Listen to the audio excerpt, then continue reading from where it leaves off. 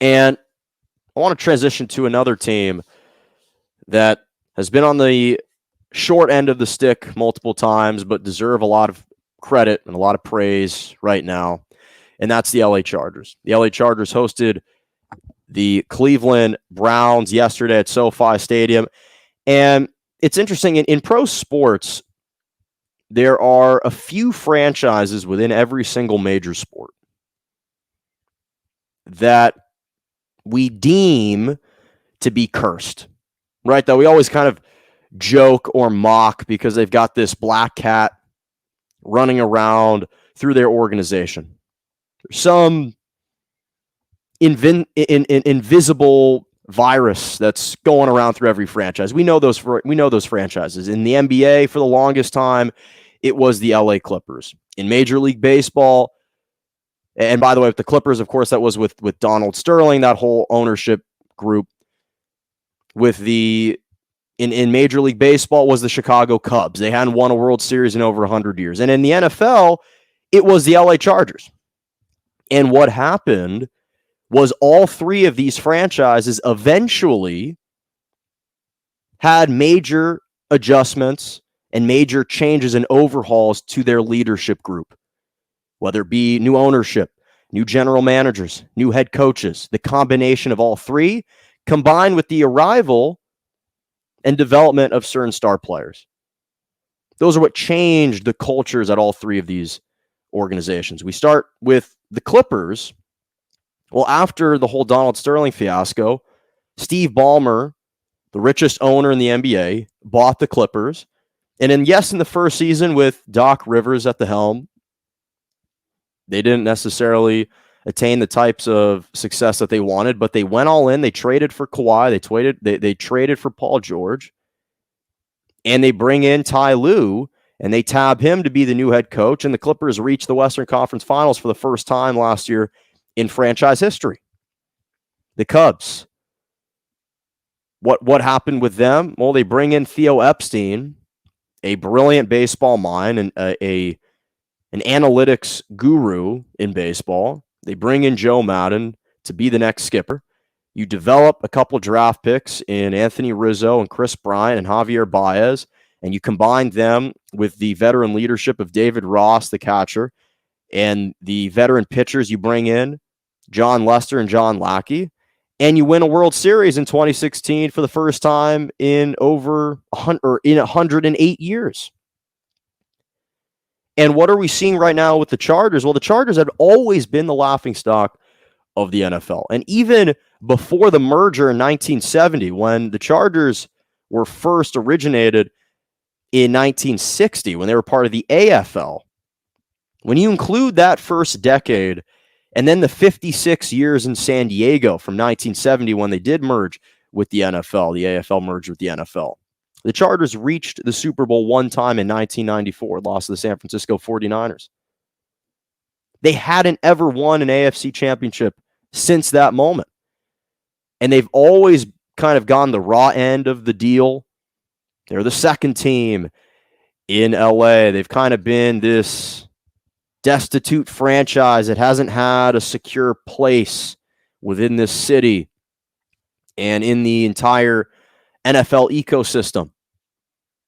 And they were always being mocked for finding new ways of losing close games. Even last year, this team kind of created new ways of losing. They'd be up big with huge leads in the fourth quarter, and they blow it. They were almost like they're almost like a personification of the first four missed field goal kicks by Mason Crosby of the Packers yesterday against the Bengals. Like any chance they had at winning, it hits the crossbar. They miss the field goal.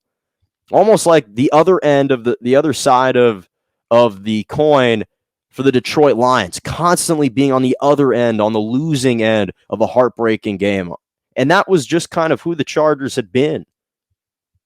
And finally, they draft their quarterback last year in Justin Herbert. They've got the quarterback set. And this year they bring in Brandon Staley and they find their head coach. And that's, for the moment, has seemed to be the magic elixir to perhaps erase this curse from this franchise.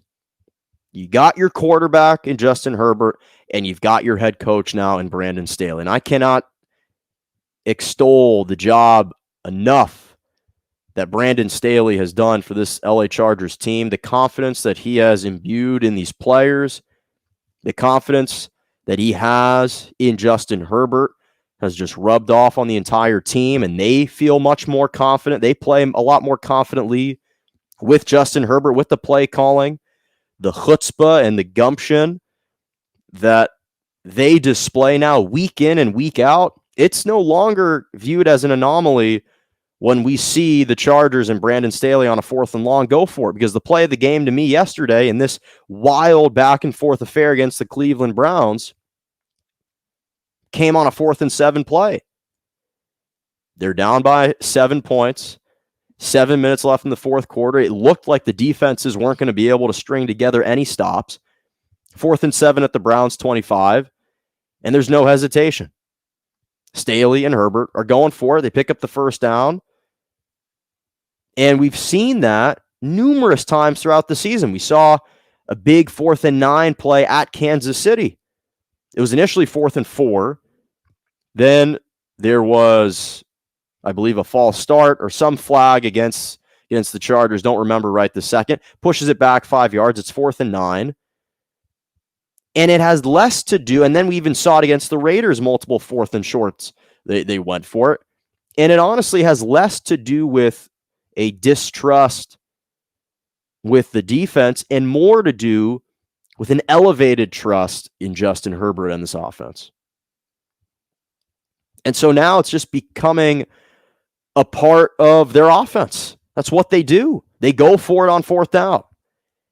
And it's extremely telling.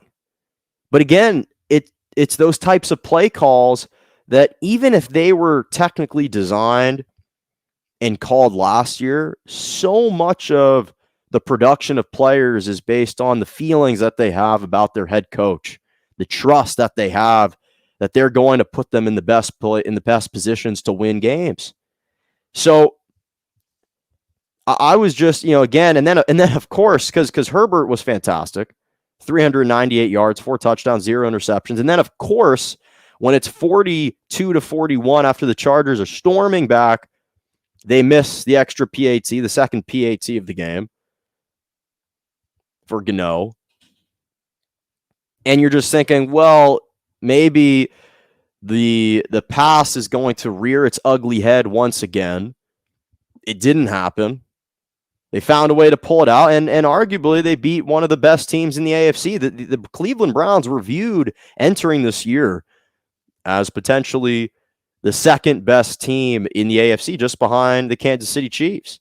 So I thought that this was a tremendous, tremendous game because it just showed, again, I'm not going to belabor any points about the Cleveland Browns, what they should have done, what they didn't do.